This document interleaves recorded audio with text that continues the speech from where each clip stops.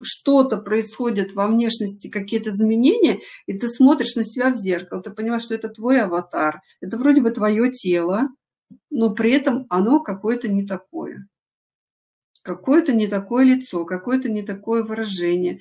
То есть появляется определенная глубина. Такая глубина,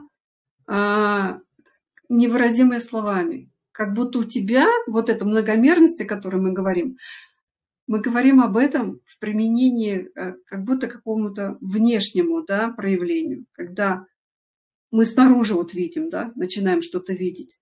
Но точно так уже процесс происходит вглубь.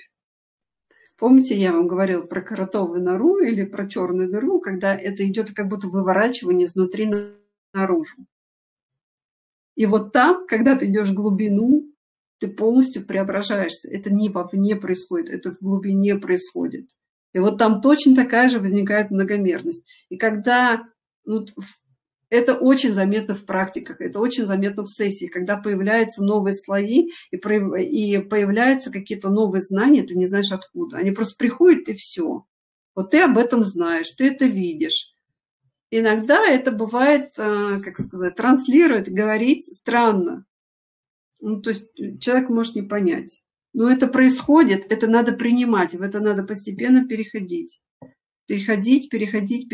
Почему? Потому что скоро, постепенно все будут там.